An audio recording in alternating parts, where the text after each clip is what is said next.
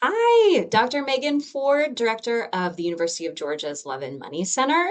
Today I am here with Asia Evans. Hi, Asia. Hi, thank you for having me. I'm so excited to chat and share and dive in. I am likewise so excited to have you share with us a little bit more about financial therapy, your perspectives. And so to dive in, tell us a little bit more about how you got to the world of financial therapy. Sure. So I am a licensed mental health counselor. So I am practicing in New York City. My license is a New York license. Even though I live in New Jersey, I tried to keep them separate on purpose for me. Um, just healthy boundaries, we'll call it. But I have my master's degree in counseling psychology and have really worked in mental health majority of my career. So I've worked in substance use. I've worked with families, I've worked with kids, I've worked with couples, like really all over the place in mental health. And the last job I had before I went full-time private practice was working with severely mentally ill in state psychiatric centers. So when I say I've seen the gamut of Right, mental right. health, really has Yep. been the gamut from outpatient to inpatient. But it was during that time in my last job, I had just moved to New York City and was going through my own kind of financial awakening. And in that process of learning more about money and just trying to understand, personal finance more, I found myself feeling really bad about myself when I couldn't keep up financially with my friends. So we all know those moments when it's like somebody wants to go shopping and you're like, I really don't have it, or a birthday dinner comes up, or a trip, or how are we splitting a group check and just feeling really uncomfortable. I was really in tune with myself to know, hey, this is not feeling good. Like I should not be feeling bad about myself around money. And Mhm. that kind of light bulb moment went off, and I was like, there's no way I'm the only person who is dealing with this. There's no way that I'm the only person who wants to talk more about this. And that really led me on the search to find financial therapy and figuring this out. And where is this intersection? Are people doing this? Is there research? And Mhm. first led me to the Center for Financial Social Work. So I did their certification. And then it led me to Financial Therapy Association, FTA. And that truly like broke open my viewpoint on this type of work, how people were getting involved. I was reading textbooks by many of the people you may know for fun. Mhm. I just really dove in and decided that when I went full-time private practice, that that was really going to be a major foundation in my work with seeing clients. Mhm. I love that tenacity so much, and I think that that's amazing. The perspective that I have sometimes is when we encounter moments of financial shame, which it sounds like there Yep. was some wrestling with that. Oftentimes, shame directs us inward. And while there may have been some of that for you, it also sounds like it launched you outward Yeah. and like had this external component that I think is really awesome and amazing, because you started to try and figure out like where's this happening and almost normalized for yourself that I can't be the only person that is struggling with how to manage my finances and feel good about my finances, and where can I connect with other Right. people on this subject. So I think that's really cool. Yeah, and I think that is, and I honestly, now that you're bringing that up, it is very in keeping with who I Mm, am as a person, mm, right? So I'm a very action-oriented person. I have learned this over the last couple years that if I'm faced with a problem about myself, right, like my own issue, what I'm kind of grappling with, my way of coping, of dealing with it, of understanding really is to get in and get messy and figure it out. And it mm. gears action centered. And I wish that somebody would have told me this when I was in grad school. And you're like, self as therapist, self as instrument. That's what my grad school would always say. And I was like, what do you mean? What do you mean? But this is that in action. So knowing myself, who I am, that I'm going to be an action forward person, that is going to make me an action forward therapist, and how does that show up in the room for me? How did it show up in my career? How does it show up in just kind of building a practice? So when you're thinking about like what does it mean, like self as instrument, self as therapist, that's kind of the parts of it, understanding how the nuances of who you are and how you were raised and what you learned and your life experiences will then kind of present themselves as a therapist or in your work. Absolutely. No, that's such incredible perspective. Um, the self is the vehicle, the self is the instrument. And so to understand that in the context of not only where you came from professionally, of course, that's super important, but that follows into all of, what we do as financial therapists as well. We got feelings Yeah. about money. And so that definitely shows up. And I think that's a great segue to, you know, since you found your way here to this profession, uh, if someone was kind of like in the position where they were trying to enter this space, they were new to this profession and curious about it, what advice might you have for them, kind of beyond like looking at the self is really an important part of moving into this type of professional space? What else might you have for them? Yeah, I would say talk to as many people as you can. Mm, Reach out. We're all a very welcoming bunch. Not that I know everybody, but the people that I have met who are doing this work, it's really important to understand how people are doing it and what does this even look like and where are you focused or where are you focused in? Or is there a certain population that you really like? Or how are you doing this work like in a more like practical sense, I think was really helpful. And once you gather that information, then it's about kind of you sitting with it yourself to say, like, how do I want to show up in this space? What do I want this to look like?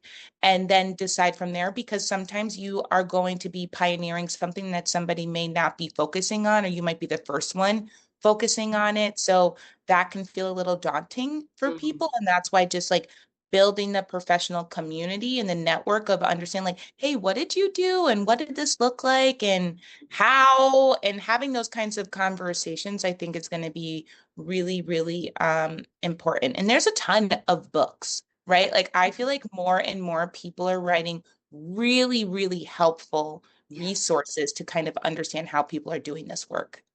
Absolutely. I think there's every day more and more resources available, which is so helpful, um, so needed. And there's scaffolding for newer folks than there wasn't, even 5 years ago, and certainly 10 years ago. So I love seeing the forward momentum of that happening, with financial therapists and those adjacent to the space really kind of diving in and trying to pay it forward, Yeah. to the new people, trying to occupy this same space. I think Yeah. that's so helpful. Where are some of the particular like places or resources that you go to for your own continued development, and growth as a Yeah. financial therapist? So what I will say, one, it really is reading the books of my Mm, peers. Like, even if I've been friends with them, even I know their work, I'm like, I am actually going to read your book because is there a nugget in there or a little gem that I may not have thought about or that I'm just going to be thinking about differently after you shared it or research that's very, very important. But I turn to honestly the Journal of Financial Therapy quite frequently mhm. to understand the research part because I'm not actually doing the research. I see it in my clinical work and how it might show up, but it's really nice to know that somebody has been studying this and researching it. So that can be really helpful too. I'm very, very involved with the FTA. So Yes. Mhm. I will go to different meetings, groups, and chats. I definitely go to the conference every year since I've been involved. So at this point, we're like pushing like 5 years of going to the conference each year to then have those kind of in-person conversations. What are you doing? What does this look like? What are you thinking? And that's really the fun part when you're like, oh, I love this subject. I love where your mind is going here. Like, let's dive into that. And it's really amazing when other people also build in collaboration. So I do a lot of the work. Yeah, I think it's like honestly all coming from different parts of like trainings or certifications I've done and then building out networks from there. I'm also involved with, I did the certification training through Trauma of Money, and Mhm. that's been also really interesting to be a part of their professional community as well, because it is a little different and a little bit more nuanced in kind of their subject matter is strictly around trauma of money. But it's really fun to have different perspectives and see how other people are doing the work as well. Yeah. I I'm reflecting a bit on kind of what you were saying about the creativity and the space that is there. So I think my reflection is like when you're new to a practice, when you're new to a profession, it can be a little overwhelming trying to figure it all out for yourself. And I think Yeah. that that's a both a challenge and an opportunity in financial therapy is that it is still relatively new. Like we are still evolving very much as a profession and as professionals. And so I think sometimes when you're new to something, it feels safer to have a playbook. Yep. um, Yep. and I agree. I think as someone who really likes kind of a checklist or a manual to take me through step by step, that can feel really like good Yeah. for safety and like, how do I do this thing that I really want to participate in? Um, but also at the same time, with this being an evolving with an evolving practice and profession. There's so much space in research, in experimentation.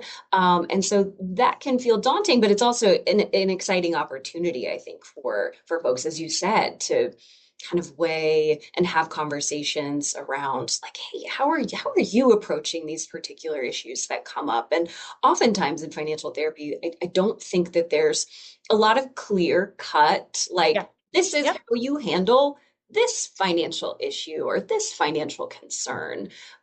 So, right, beautiful opportunity, but also maybe a little bit of a deer in headlights sometimes for A folks who are hundred just percent. starting out. 100%. And that was me too. Like, I want to be clear, that was me. That's where all these relationships started from when I was like, what are you doing? Like, how do I do this? What, like, somebody please make it make sense. Um, and there really is no shortcut. And I wish I understood that at the time. I was like, I need to get a business coach. I need this. I needed all these things for somebody to just tell me how to do it. And you can't. You can't. Somebody can tell you, like, oh, this is what I did. This is what worked for me, but it's not always going to be the same. And it does require a level of bravery as well to kind of forge this path where it's not always like you cannot go into Indeed or LinkedIn and type in financial therapist and look for a whole list of jobs, right? Like there might be some there. And I think we're really shifting the industry with the work we're doing to get to that place. But we're also talking about emotions and shame and guilt and taboos and not wanting to say, hey, I really need to talk about my feelings about money and what that looks like and how it might be hindering me. Those are really can be private conversations. And you're going to go out there and say, hey, I'm going to put my plaque on the wall and say that this is the work I'm doing. And hopefully people will come. People need it, but you also have to be prepared to weather the storm of discomfort and not always knowing what it's going to look like. And that is what where the growth happens, where the excitement happens, the trial and error, but it is also very overwhelming. It takes unwavering faith in yourself. And you can do it, but you're going to feel uncomfortable. I felt very uncomfortable for years. Yeah. Um, but I believed in the work and I believed in what I was doing. And I can see it happening. But, when you're first starting out, I was like, what does this mean? And I had been a therapist at that point for at least 10 years. So I was like, clinically, I feel really comfortable, but what? But the content and Right. right, kind of tackling it in a new frame and in a Right. And way. layering it in exactly to what felt comfortable to me. And that's where we go back to kind of like the self as therapist instrument kind of thing. Where does that show up for you? Yeah. And the importance of authenticity as well. Mhm. Oh, yes. Absolutely. Yes. I could go on and on about authenticity. This journey has really turned me into the most authentic version of myself, honestly. And these are part of like the things, the fruits of your labors. I did not think I was on a journey of authenticity for myself. But as you are growing your business and figuring this out, and how do you want to show up in the world? And when you're talking about it and you're like, I'm a financial therapist, and someone's like, what? I've never heard of that. What does that even mean? That those are tiny opportunities for you to stand in what you really believe, what you really want this work to look like for you. So Yeah. uh, a secondary win. Absolutely, 100%. I appreciate that reflection so much. And, it also speaks to the amount of weight that support has Mhm. in this kind of way of developing. You can't successfully develop and grow in isolation. And so having feedback, having a support system professionally and personally when you're stepping into territory that is perhaps uncomfortable, and that really, definitely pushes you outside of those zones of Yeah, comfort, that you carry. So important.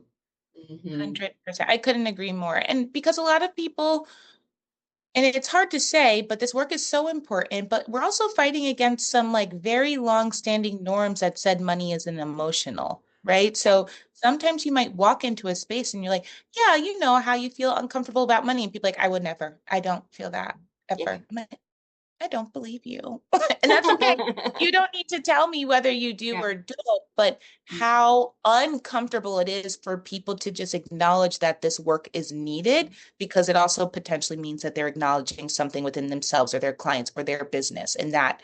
Um and that's why authenticity and standing in your own like strength of like, hey, this is really important. I know it is it going to be really important and helpful, but support. Can't do it without support. Can't do it without support. Yes. As we look forward, in this developing field of financial therapy, I'm curious if you could make maybe like a broad, sweeping change to the field. Do you have ideas about what that would look like Mhm. or what that would be?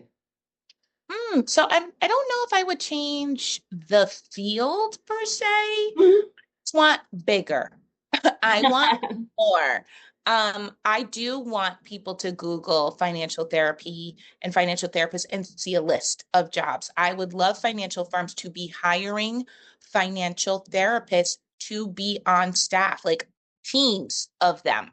Yeah. I don't want, although it's fun and interesting and nice, I don't want somebody to say, financial therapist, what is that? No, I want them to be like, oh yeah, very needed. I saw one. It was so great. I feel great about my money. I'm feeling awesome.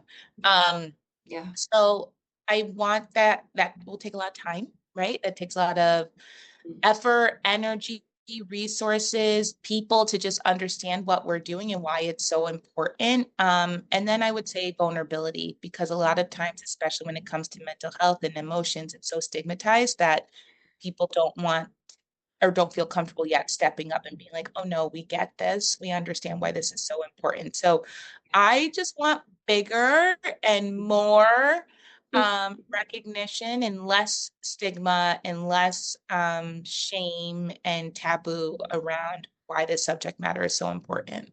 Yeah, I'm there with you. I think as someone who, personally really did also tackle a lot of financial shame that Mhm. originated from like early experiences. What what a shift and what a change that offers you when you start to like recognize it first and foremost, but then like unpack it and heal from it.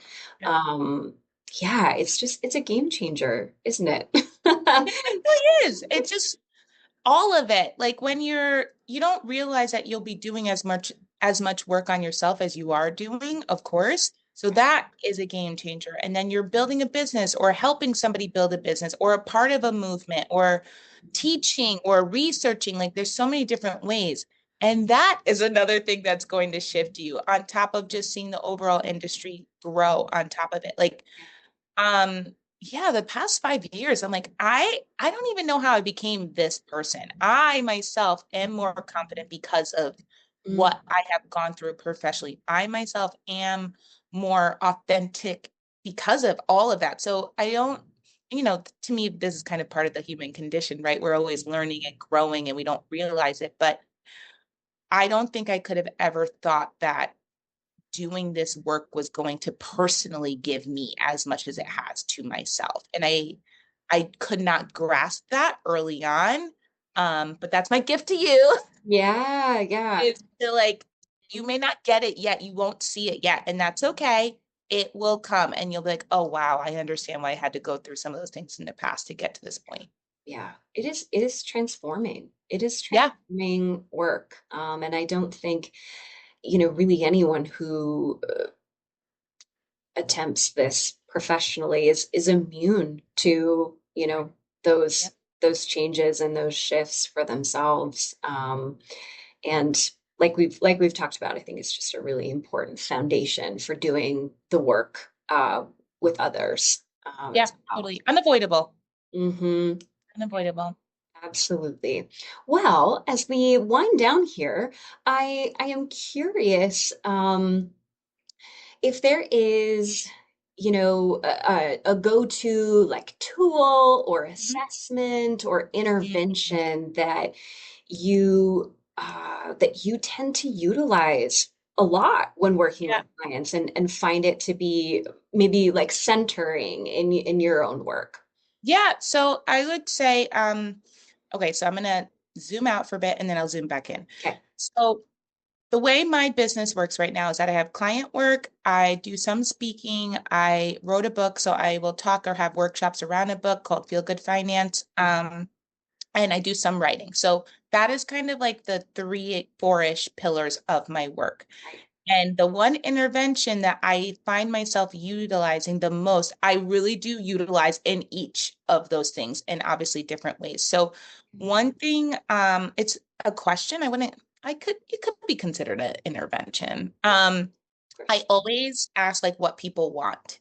Mm, That question is such a huge question for people. mm, And sometimes that means that you need to be building rapport. Of course, you need to make sure that you're in a safe relationship clinically, that they can open up and get to that point. But even when I'm speaking and asking the audience, what do you want? Like, what is the why? What is this for? mm, That also can be a transformative question for people. So asking them what they want, and then it's also kind of connected, which is just allowing people, especially when we're talking about future oriented things and what they may want in the future or what's kind of exciting them. mm, Asking people about like their dreams. And I don't mean like when you're sleeping. mhm, What are your big dreams? Like, where do you want to see yourself in the future? If you did not have to worry about all of the realism that comes into mm. your dreams that tells you you can, or it's going to take this time, or all of that. Like, what would it look like? Yeah. And I really think that sets the scene for people to start thinking bigger about what they could be doing. So then we can scaffold Yeah. to kind of get them there. I am an eternal optimist. I attack everything with optimism. I think it is just the way to do it. Hmm. So Yep. I really do center what people really want and getting honest about that, and then really trying to, motivational interviewing, CBT kind of methods of how do we get you as close to that point, close to that dream that you would like to get to, whenever we can. So those are the two things that I feel like I are really centered in like who I am and my values and my core for the Mm. kind of work I want to be doing. Yeah, so identifying truly and honestly and authentically what it is that someone wants, regardless of like your audience or your context. That's the thread that kind of moves through all of those pillars that you talked about. And actually, it's really fitting for, this kind of context too, Mhm. because, whomever this viewer is, what is your why? Yeah. What are you trying to learn from this interaction today? And what are you trying to get out of financial therapy for yourself? So I love that, and I think that that's super fitting. And what a wonderful way to sort of wrap up our brief time together. I could talk with you for hours upon hours, but this has been so wonderful to hear more from you about where you've come from and how you've gotten to where you are today, and truly what's in store for Mhm. financial therapy in the future. So thank you so much, Asia. Yeah, thank you so much for having me.